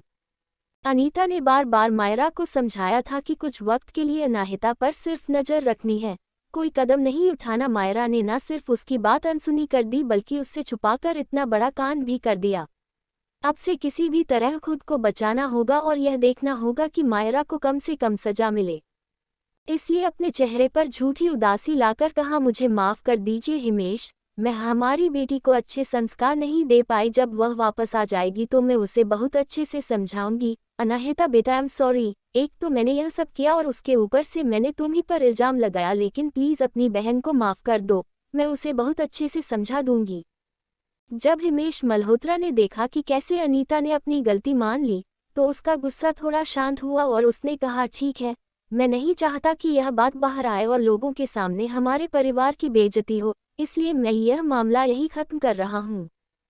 फिर उसने मैरी की तरफ देखकर कहा, लेकिन यह औरत इतनी आसानी से नहीं छूटेगी, इसीलिए इसे ले जाओ, यह हमारी फैक्ट्री में मजदूर की तरह काम करेगी और याद है यह किसी से भी कांटेक्ट ना कर पाए मदद के लिए। हिमेश मल्होत्रा के ये कहते ही हाउसकीपर मैरी को वहां से ले गए। अब वो कभी भी मल्होत्रा मेंशन नहीं आ सकती थी। थोड़ी ही देर में हिमेश मल्होत्रा को हॉस्पिटल से कॉल आया। दूसरी तरफ से कहा गया, मिस्टर मल्होत्रा, आपकी बेटी को होश आ गया है और वह हॉस्पिटल में रहना नहीं चाहती, वो जल्द से जल्द घर जाना चाहती है। उसकी बात सुनकर हिमेश मल्होत्रा ने गुस्से में कहा, उसे जो करना है करने दो, मुझे कोई फर्क नहीं पड़ता। हिमेश मल्होत्रा को अभी भी यकीन नहीं हो रहा था कि मायरा ऐसी हरकत कर सकती है। अगर वह अनाहिता के साथ ऐसा कर सकती है तो फ्यूचर में किसी बड़े कारण की वजह से उसे भी नुकसान पहुंचा सकती है। यही सोच सोचकर उसका दिमाग खराब हो रहा था। मायरा ने किसी का इंतजार नहीं किया और उसने खुद ही पिक्चर्स पेपर साइंस करके ड्राइवर के साथ वापस अपने घर जाने लगी। भले ही उसे कितनी भी तकलीफ क्यों ना हो रही हो, लेकिन उसे जल्द से जल्द घर पहुंचना था। उसने दिमाग में प्लान सोच लिया था कि कैसे वह अपने डैड को बताएगी कि उसके रूम में सांप अनाहिता ने रखा था और वह उसे मार डालना चाहती थी। उस घटिया लड़की को तो मैं आज अच्छा सबक दिखाऊंगी। यह सब जानने के बाद डैड पक्का उसे घर से निकाल देंगे और मल्होत्रा परिवार की इकलौती बेटी होंगी। यह सब सोचकर मायरा ड्राइवर को जल्द से जल्द घर ले जाने के लिए कह रही थी। लगभग 1 घंटे में वह लोग घर पहुंच गए। गाड़ी से उतरकर वह खुशी खुशी घर के अंदर गई। वह सोच रही थी कि उसके अंदर जाते ही हिमेश और अनीता दोनों ही उसकी तबीयत के बारे में पूछेंगे और उसकी हर बात मानेंगे। तब जाकर वह उनसे कहेगी कि अनाहिता नहीं उसे सांप से कटवा कर मारने की कोशिश की, जिसकी वजह हिमेश मल्होत्रा अनाहिता को घर से निकाल देंगे। मायरा जितना इस बारे में सोच रही थी वो और एक्साइटेड हो जा रही थी, इसलिए वो जल्दी जल्दी चलकर अंदर गई। इस वक्त वह अपना सारा दर्द भी भूल गई थी। जैसे ही वो लिविंग रूम में पहुंची उसने अनीता को आवाज दी, मॉम। उसने लिविंग रूम में देखा तो वहां पर अनीता, हिमेश मल्होत्रा, अनाहिता और सारे हाउसकीपर भी थे जो उसे घूर कर देख रहे थे। उसने यह सीन तो इमेज नहीं किया था, फिर भी वह अनीता के पास गई और उसने पूछा, मॉम क्या हुआ है। उसके पूछने पर अनीता ने उसे गुस्से से जलते हैं आंखों से देखा। वह मायरा पर इस वक्त हाथ नहीं उठा सकती थी, फिर भी उसने गुस्से में पूछा, क्या हुआ? तुम इतनी जल्दी हॉस्पिटल से डिस्चार्ज लेकर क्यों आ गई? अनीता की बात से मायरा को अपना प्लान याद आया, तो उसने आसपास के टेंशन भरे माहौल को इग्नोर करते हुए अनीता से कहा, मोम मैं ठीक हूँ, मैं जल्दी वापस आ गई क्योंकि मुझे डैड को कुछ इम्पोर्टेंट बात बतानी थी। जैसे ही अनीता ने मायरा की बात सुनी, वह समझ गई कि मायरा क्या करने की सोच रही है। उसने जल्दी से उसे रोकते हुए कहा, इस बारे में बाद में बात करते हैं, आज बहुत कुछ हो गया है, तुम जाकर आराम करो, हम कल बात कर लेंगे। नहीं मॉम, मुझे उन्हें अभी के अभी बताना है। इतना कहकर मायरा ने अनीता को साइड किया और उसके पीछे खड़ी हिमेश मल्होत्रा के पास चली गई। डैड, मुझे आपको बहुत जरूरी बात बतानी है। इतना कहकर मायरा ने बगल में खड़ी अनाहिता को एक एरोगेट लुक दिया। मायरा का लुक देखकर अनाहिता समझ गई कि मायरा अब क्या बेवकूफ़ी करने वाली है। तुम्हें क्या बताना है? हिमेश मल्होत्रा ने बिना किसी एक्सप्रेशन के पूछा। उसके दिमाग में से भी यही बात चल रही थी कि अगर मायरा अपनी गलती मानकर माफ़ी मांग लेगी तो वह उसे माफ़ कर देगा। तभी मेहरा ने कहा, डैड, अनाहिता ही वह थी जिसने मेरे रूम में वह जहरीला सांप छोड़ा। उसे मैं पसंद नहीं, वह मुझे मारना चाहती है। वह बहुत बुरी लड़की है, हम उसे अपने घर में नहीं रहने दे सकते। मायरा की बात सुनकर हिमेश मल्होत्रा हैरान हो गए। उसने कभी सोचा ही नहीं था कि मायरा सारा इल्जाम अनाहिता पर लगाएगी। जब मायरा ने देखा कि उसके डैड चुप है तो उसे लगा कि वह उसकी बातों से कन्विंस हो गए हैं और अनाहिता पर बहुत गुस्सा है। इसलिए उसने आगे कहा, डैड, आप इसे ऐसे ही नहीं छोड़ सकते। यह इस बार मुझे मारने में नाकामयाब रही, इसलिए यह अगली बार जरूर ट्राई करेगी। अगर इसमें मुझे मारने की हिम्मत है तो कल को यह आपको भी नुकसान पहुंचा सकती है। मायरा की यह बात सुनकर हिमेश मल्होत्रा का गुस्सा अपने कंट्रोल से बाहर हो गया और उसने एक जोरदार थप्पड़ मायरा को जड़ दिया। थप्पड़ की आवाज पूरी लिविंग रूम में गूंजने लगी। कपड़े इतना तेज था कि मायरा के होठों के किनारे से थोड़ा सा खून निकलने लगा। मायरा का पूरा दिमाग ब्लैंक हो गया था। उसे समझ नहीं आ रहा था कि उसके डैड ने अनाहिता के बजाय उसे क्यों मारा। वह हैरानी से हिमेश मल्होत्रा की तरफ देखने लगी। जैसे ही वह कुछ पूछने वाली थी, अनीता जल्दी से उसके पास आई और कहने लगी, कुछ मत कहो, चुपचाप चलो मेरे साथ। उसकी बात सुनकर मायरा ने गुस्से में कहा, नहीं, मैं क्यों जाऊं? और डैड ने मुझे क्यों मारा? गलती तो सारी अनाहिता की है जो उनके बगल में खड़ी है। वह मुझे मार रहे हैं जिसके साथ गलत हुआ है। उसकी बात सुनकर हिमेश मल्होत्रा ने गुस्से में दांत पीसते हुए कहा, तो तुम्हें ऐसा लगता है कि तुम्हारे साथ गलत हुआ है?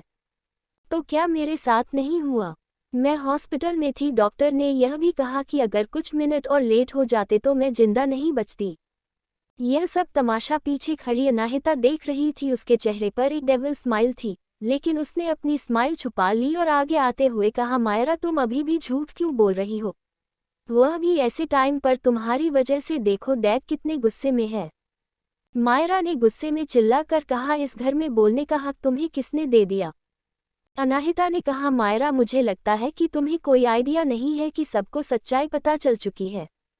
जैसे ही अनाहिता ने यह बात कही, मायरा डर गई। उसने पूछा, क्या मतलब है तुम्हारा? अनाहिता ने मुस्कुराकर कहा, क्या तुम्हें नहीं पता? मेरी आंटी ने हमें सब कुछ बता दिया है। तुमने ही उन्हें एक जहरीला सांप खरीद कर मेरे कमरे में छोड़ने के लिए कहा था, लेकिन बदकिस्मती से वह मेरी बालकनी से होते हुए तुम्हारे रूम में चला गया। अब वक्त आ गया है कि तुम अपनी सच्चाई अपने मुंह से बोल दो। अनाहिता की बात सुनते ही मायरा बुरी तरह से डर गई। अब उसे समझ में आया कि हिमेश मल्होत्रा इतने गुस्से में क्यों है और सब इस तरह उसे क्यों घूर रहे थे। उसने धीरे से अनीता का हाथ पकड़कर कहा, मॉम। मायरा ने भले ही बेवकूफ़ी की थी, मगर वह अभी भी उसकी बेटी थी, इसलिए उसने धीरे से कहा, चुप रहो और मेरे साथ ऊपर चलो। अब नायरा ने आखिरकार अपनी माँ की बात मान ली और ऊपर जाने लगी। तभी हिमेश मल्होत्रा ने गुस्से में चिल्लाकर कहा, वहीं रुक जाओ, अभी से इसी वक्त से तुम्हें अपने कमरे में बंद किया जाता है। तुम कम से कम 1 महीने तक उस कमरे में रहोगी और 6 महीने तक तुम्हें कोई भी पैसे नहीं मिलेंगे। तब शायद जाकर तुम्हें समझ में आए कि तुमने क्या गलती की है। हिमेश मल्होत्रा की बात सुनकर मायरा पूरी तरह से हैरान हो गई और डर गई। वह जानती थी कि उसके डैड के फैसले के खिलाफ इस घर में कोई नहीं जा सकता और उसने अपने डैड का भरोसा खो दिया है। इसका मतलब इस परिवार में उसकी कोई इज्जत नहीं है, लेकिन अब पछताकर भी कोई फायदा नहीं था। CH10 मायरा की सजा खत्म। अनाहिता अनीता को मायरा को ऊपर ले जाते हुए देखती रही। उसके चेहरे पर कोई एक्सप्रेशन नहीं थी। उसने अपने आप से ही कहा, अब मिसेज मल्होत्रा मुझ पर दोबारा हाथ उठाने की हिम्मत नहीं करेगी। जैसे ही मायरा ऊपर चली गई, हिमेश मल्होत्रा अनाहिता के सामने आए और उन्होंने कहा, माहिरा, मुझे अभी याद आया कि तुम्हारी मॉम तुम्हें प्यार से माहिरा बुलाती थी, है ना? अनाहिता ने हाँ में सर हिलाया। उसका निकनेम कुछ मायरा के नाम जैसा ही लगता था। तभी हिमेश मल्होत्रा ने आगे कहा, मैंने मायरा को बिगाड़ दिया है। यह मेरी गलती है कि उसने इतनी घटिया हरकत की। हमें पुलिस को बुलाना चाहिए था, लेकिन फिर भी वह तुम्हारी छोटी बहन है और हम सब परिवार है। और उससे भी बड़ी बात कि तुम बिल्कुल ठीक हो और उसका किया उसी पर भारी पड़ चुका है, इसलिए उस बारे में भूल जाओ, ठीक है? और वैसे भी मैंने उसे सजा ऑलरेडी देती है। यह सब ठीक है ना? हिमेश मल्होत्रा की बात सुनकर अनाहिता की मुठिया गुस्से में कस गई, लेकिन उसके चेहरे पर कोई भी एक्सप्रेशन नहीं थी। उसने अपने आप से ही कहा, इनका मतलब क्या है कि मैं ठीक हूँ? अगर मुझे वक्त पर पता नहीं चलता तो वह सांप मुझे काट चुका होता और वह लड़की यह बात श्योर करती कि किसी को इस बारे में पता नहीं चलता जब तक मैं मर ना जाऊं। और यह आदमी मुझे कह रहे हैं कि मैं ऐसे प्रिटेंड करूं जैसे कुछ हुआ ही नहीं। उसे सिर्फ 1 महीने के लिए कमरे में बंद किया गया है। किसी की जान लेने के लिए इतनी छोटी सजा क्या काफ़ी है? लेकिन उसने हिमेश मल्होत्रा के मुंह पर कुछ नहीं कहा। वह पूरी तरह से समझ गई कि हिमेश मल्होत्रा किस टाइप का इंसान है। अगर मायरा से उसे किसी तरह का कोई फायदा नहीं होता तो वह पक्का मायरा को घर से निकाल कर बाहर फेंक देता। लेकिन मायरा खूबसूरत लड़की है जिसकी शादी वह एक बड़े और अमीर परिवार में कराकर उनका फायदा उठा सकता है। हिमेश मल्होत्रा ऐसा इंसान है जो अपनी इच्छा की चीज़ पाने के लिए कुछ भी कर सकता है। अनाहिता के दिमाग में एक ही ख्याल चल रहा था कि इसकी माँ जैसी औरत ने इस जैसे आदमी से शादी क्यों की। अनाहिता पूरी तरह से डिसअपॉइंटेड थी। अब उसे कोई फर्क नहीं पड़ता था कि यह हिमेश मल्होत्रा उसके बायोलॉजिकल फादर हैं। उसने एक फिकी सी मुस्कुराहट के साथ कहा, जैसा आप ठीक समझे डैड। मायरा अभी छोटी है, इसलिए मैं उसे किसी चीज़ के लिए दोष नहीं दूंगी। मैं ऐसा दिखाऊंगी जैसे कुछ हुआ ही नहीं और उसका दिल जीतने की कोशिश करूंगी। मुझे उम्मीद है कि मेरा भी मुझे अपना लेगी। डोंट वरी, मैं उससे बात करूंगा कि यह सब भूल जाए और तुमसे अच्छे से बर्ताव करे और कोई भी आज के बाद इस बारे में बात नहीं करेगा। मुझे उम्मीद है कि तुम दोनों जल्द ही एक दूसरे के साथ खुशी खुशी रहोगे। जी बिल्कुल, डैड, अनाहिता ने मुस्कुरा कर कहा। उसकी प्यारी सी मुस्कुराहट देखकर कोई भी यही कहेगा कि वह कितनी मासूम और समझदार है। और वही अनाहिता की बात सुनकर हिमेश मल्होत्रा ने एक चैन की सांस ली कि कम से कम उसकी एक बेटी तो उसकी बात सुनती है और वह उसे अच्छे से कंट्रोल कर पाएगा। कल पूरी रात बहुत कुछ हो गया। मुझे उम्मीद है कि तुम थक गई होगी। जाओ, जाकर आराम करो और कुछ भी चाहिए हो तो मुझे बता देना, मैं तुम्हें वह चीज़ लाकर दे दूंगा। इतना कहकर उसने अपनी पॉकेट से एक कार्ड निकाला और अनाहिता के हाथ में देते हुए कहा, यह लो एक और कार्ड, इसमें भी 10 लाख रुपए है। अब कुल मिलाकर तुम्हारे पास 20 लाख रुपए हो गए। तुम सब खर्च कर सकती हो और जब तुम्हारे पैसे खत्म हो जाए तो तुम मुझसे आकर और मांग लेना। तुम गांव की लड़की की तरफ नहीं रह सकती, तुम्हें मल्होत्रा परिवार की बेटी की तरह रहना है। मैं किसी से कहकर तुम्हारे लिए कुछ अच्छे और डिजाइनर कपड़े मंगवा दूंगा। थैंक यू डैड, आप बहुत अच्छे हैं। अनाहिता की बात पर हिमेश मल्होत्रा ने मुस्कुराकर उसका सर थपथपाया और ऊपर अपने कमरे में चला गया। उसके जाने के बाद अनाहिता भी अपने कमरे में वापस आ गई और कमरे में कदम रखते ही उसके चेहरे की प्यारी सी मुस्कुराहट गायब हो गई। अनाहिता अब समझ चुकी थी कि उसे और सावधान रहना होगा, क्योंकि इस इंसिडेंट के बाद अनीता उस पर पूरी नज़र रखने वाली है और सच पता लगाना उसके लिए बहुत मुश्किल होने वाला है। फिर वह जाकर अपने बेड पर लेट गई और खाली आंखों के साथ ऊपर सीलिंग को देखने लगी। उसने उसी तरह ऊपर देखते हुए कहा, अकेला रहना इतना भी बुरा नहीं है और अब मैं पूरी तरह से अकेली भी नहीं हूँ। मेरी जन्म देने वाले माँ बाप ना सही लेकिन पालने वाले माँ बाप उससे बहुत प्यार करते हैं और मेरा भाई भी। वह लोग मुझे बहुत मिस करते होंगे, लेकिन मैं उन लोगों को इन मुसीबतों में नहीं डाल सकती, इसलिए अभी उनसे दूरी बनाकर रखना ही उनके लिए ठीक होगा। अपने दूसरे परिवार के बारे में सोचते हुए उसके चेहरे पर एक प्यारी सी मुस्कुराहट आ गई। तभी उसका फ़ोन बजा। उसने अपना पुराना नंबर भी उस फ़ोन में डाला था, इसलिए उसके जान पहचान के जितने भी लोग थे उनके पास यह फ़ोन नंबर था। जब उसने कॉल पिक किया तब उसे पता चला कि यह अफ्रीका से उसके एक दोस्त का कॉल था। कैसी हो तुम? दूसरी तरफ के इंसान ने पूछा। मैं बिल्कुल ठीक हूँ मोहित, मैं अपनी पुरानी फैमिली के पास इंडिया में हूँ और यहाँ छोटे मोटे कुछ इश्यूज़ हैं जिनको मुझे सॉल्व करना है, इसलिए थोड़ी बिजी थी। बाय द वे, तुमने कॉल क्यों किया था? अनाहिता ने पूछा। इस वक्त वह फ्लुएंट अमेरिकन इंग्लिश में उस इंसान से बात कर रही थी। सामने से मोहित ने थोड़ी हिचकिचाहट एक हुए कहा, तुम जानती हो कि मैं एक आइलैंड प्रोजेक्ट पर काम कर रहा था, लेकिन इस प्रोजेक्ट के लास्ट आते आते बहुत सारे पैसे लगने वाले हैं और मुझे फंड को लेकर कुछ इशू हो रहा है। मैं सोच रहा था कि क्या तुम थोड़े पैसे मुझे दे सकती हो ताकि मैं इस प्रोजेक्ट में इन्वेस्ट कर सकूं। अनाहिता ने कहा, मुझे भी तुम्हारा यह प्रोजेक्ट काफ़ी इंटरेस्टिंग लगा था। तुम मुझे बताओ कि तुम्हें कितने पैसों की ज़रूरत है। मुझे खुशी होगी तुम्हारी मदद करके। यह तो बहुत अच्छी बात है, तुम इन्वेस्ट करोगी और इस प्रोजेक्ट में ज्वाइन हो जाओगी, तुम्हारे लिए और अच्छा होगा। हमें तकरीबन 2 से 3 करोड़ रुपयों की ज़रूरत थी, क्या तुम्हारे लिए ठीक है? कोई प्रॉब्लम नहीं है, मैं ट्रांसफ़र कर दूंगी, अनाहिता ने जवाब दिया। थोड़ी देर तक बात करने के बाद उसने कॉल कट कर दिया और अमेरिका में अपने पर्सनल फाइनेंशियल एडवाइजर को कॉल किया। इस प्रोजेक्ट में इन्वेस्ट करने को लेकर उसे डिस्कस करने के बाद अनाहिता ने उसी रूम में रखा कंप्यूटर ऑन किया और मोहित के अकाउंट में 3 करोड़ रुपए ट्रांसफ़र कर दिए।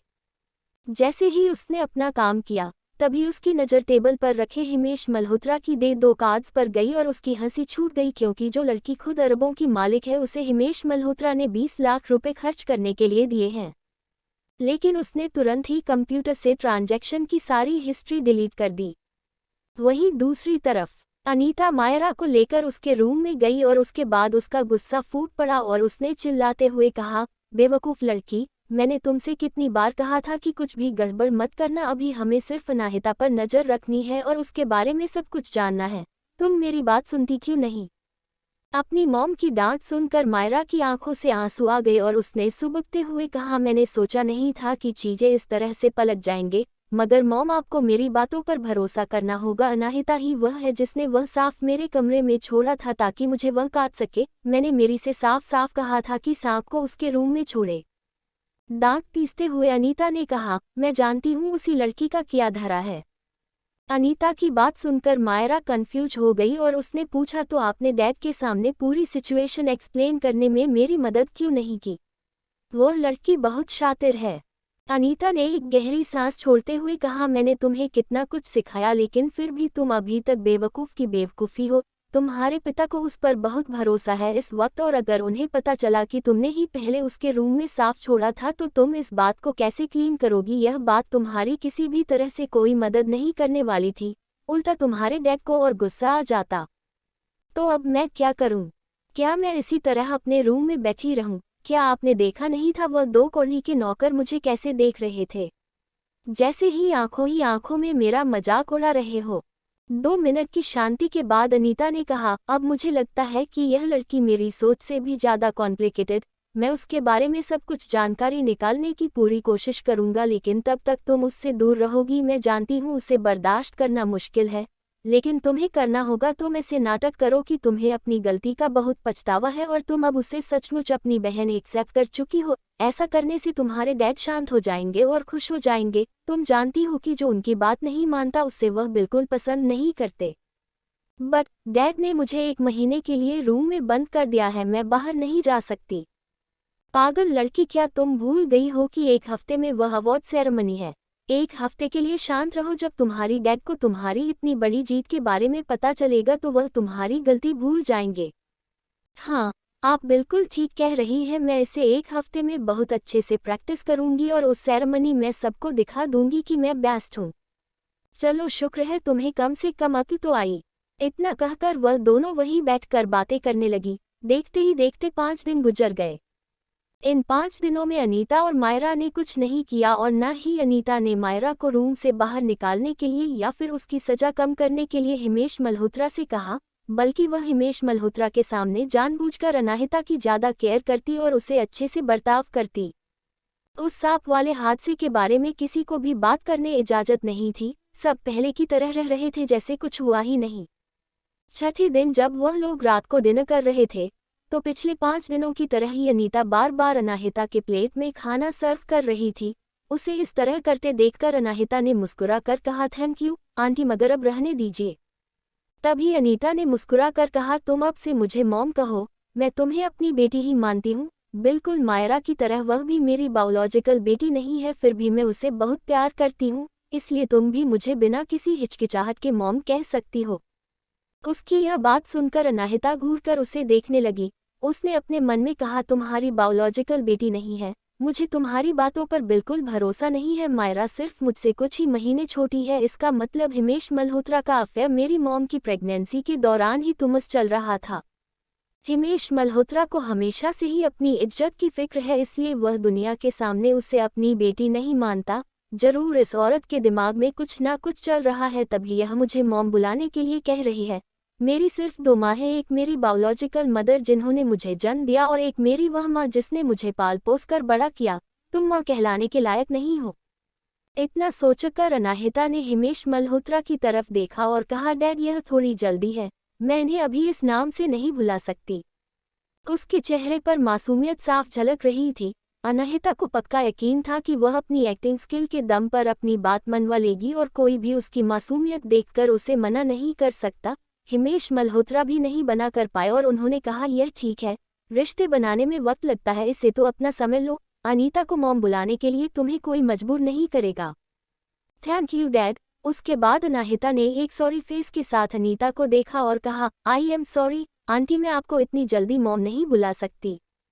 अनीता को गुस्सा तो बहुत आ रहा था, लेकिन वह मायरा की तरह गुस्से में अपना कंट्रोल नहीं खोती थी, इसलिए उसने एक प्यारी सी मुस्कुराहट अपने चेहरे पर लाई और कहा, मैं समझ सकती हूँ यह तुम्हारे लिए बहुत मुश्किल है, मगर तुम्हें माफ़ी मांगने की ज़रूरत नहीं है। तुम चिंता मत करो, मैं तुम्हारे यहाँ एडजस्ट होने में बिल्कुल मदद करूँगी, आफ्टर ऑल हम परिवार हैं।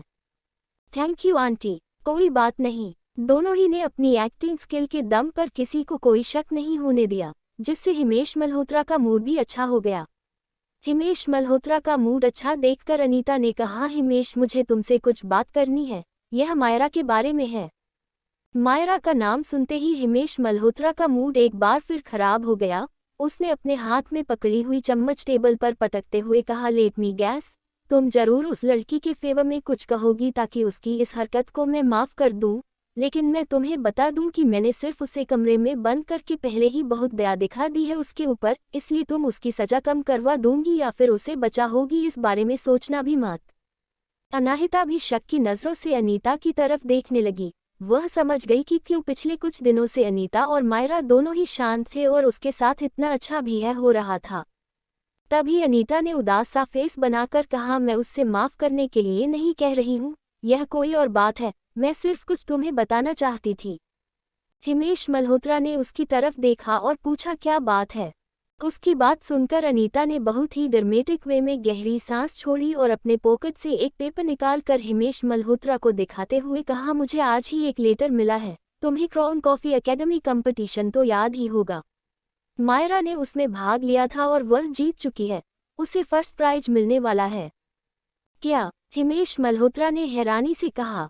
वह बहुत अच्छे जानते थे कंपटीशन के बारे में और वही यह भी जानता था कि इस कंपटीशन के विनर को श्योर कॉफ़ी जो एक इंटरनेशनल प्रोडक्ट है उसका का ब्रांड एम्बेसडर बनाया जाएगा। अनीता की बात सुनकर हिमेश मल्होत्रा बहुत खुश हो गए। उसने अनीता के हाथ से वह लेटर लिया और सब कुछ ध्यान से पढ़ने लगे और जब उसे पता चला कि इस अवार्ड सेरेमनी के चीफ गेस्ट रुद्राक्ष सिंघानिया है तो उसकी आंखें चमक गई।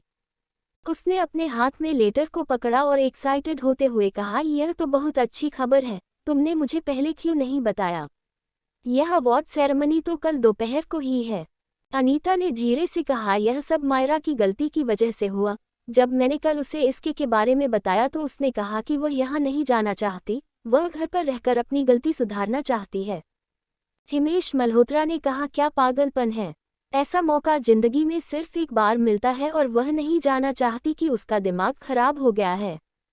तभी उसकी नज़र अनाहिता पर पड़ी और उसने खुद को संभालते हुए कहा, माहिरा, मुझे लगता है कि उसे अपनी गलती का एहसास हो गया है और वह अपनी गलती की जिम्मेदारी लेने के लिए तैयार है, तो इसलिए मुझे लगता है कि हमें उसे और दिनों तक रूम में बंद नहीं करना चाहिए। तुम क्या सोचती हो? उसकी बात सुनकर अनाहिता मन ही मन यह सोचने लगी कि वह सचमुच उसकी बेटी है भी या नहीं, लेकिन उसने अपनी फीलिंग्स अपने चेहरे पर नहीं आने दी और एक प्यारी सी मुस्कुराहट के साथ कहा, डैड, मैं यह आपसे बहुत पहले ही कहना चाहती थी कि मायरा को इतने लंबे टाइम तक रूम बंद करना ठीक नहीं होगा। हमें उसे जल्द से जल्द रूम से बाहर निकाल देना चाहिए। वैसे भी वह कोई बच्ची नहीं है। एक बार गलती करने के बाद क्या सही और क्या गलत है इस बारे में उसे समझ आ गया होगा, और जब आपने उसे इतनी बड़ी सजा दे ही दी थी तो वह दोबारा गलती नहीं करेगी। अनाहिता की बात सुनकर अनीता ने गुस्से में अपने दांत पिस लिए, क्योंकि वह जानती थी कि अनाहिता की बातों से हिमेश मल्होत्रा पर इतना असर पड़ेगा कि अगर मायरा ने अगली बार कोई भी गलती की तो उसे बहुत ही बुरी सजा मिलेगी। अनाहिता की बातें सुनकर ही हिमेश मल्होत्रा ने भी कहा, अनाहित ठीक कह रही है। अनीता, जाओ उसे कह दो कि अगली बार अगर कोई ऐसी गलती हुई तो मैं उसे इस घर से निकाल दूंगा। हिमेश मल्होत्रा की बात सुनते ही अनीता ने अपना गुस्सा अंदर दबाया और कहा, मैं उससे कह दूंगी, आप चिंता मत करो, उसे पता है कि उसने गलत किया है। और अनाहिता बेटा, थैंक यू सो मच उसे माफ़ करने के लिए। अनाहिता ने उसे देखा और मुस्कुरा कर कहा, हम सब एक परिवार हैं और बुरे वक्त में हमें परिवार का साथ देना चाहिए। भले ही मायरा ने मुझे मारने की कोशिश की है मगर फिर भी मैंने उसे माफ़ कर दिया। अनाहिता की बात सुनते ही अनीता की मुस्कुराहट गायब हो गई। अब वह अनाहिता को और बर्दाश्त नहीं कर सकती थी, इसलिए उसने जल्दी से कहा, कल हमें बेंगलुरु जाना है, इसलिए मैं अपनी चीज़ें पैक करने जा रही हूँ। इतना कहकर वह आगे बढ़ी और आधे रास्ते में रुककर उसने हिमेश की तरफ मुड़कर कहा, कल वीकेंड है हिमेश, तो तुम ऑफिस नहीं जा रहे हो तो क्यों ना मेरे और मायरा के साथ तुम और अनाहिता भी हमारे साथ चले।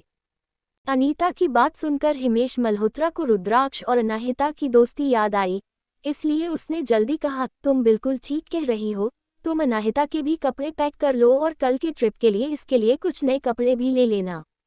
हाँ बिल्कुल वैसा करूँगी, अनीता ने एक विजयी मुस्कान के साथ कहा और अपने आप से बोली, अब तुम बस रुको और देखो, अनाहिता उस अवार्ड सेरेमनी में मेरी बेटी स्टार होगी और तुम एक मजाक बनकर रह जाओगी।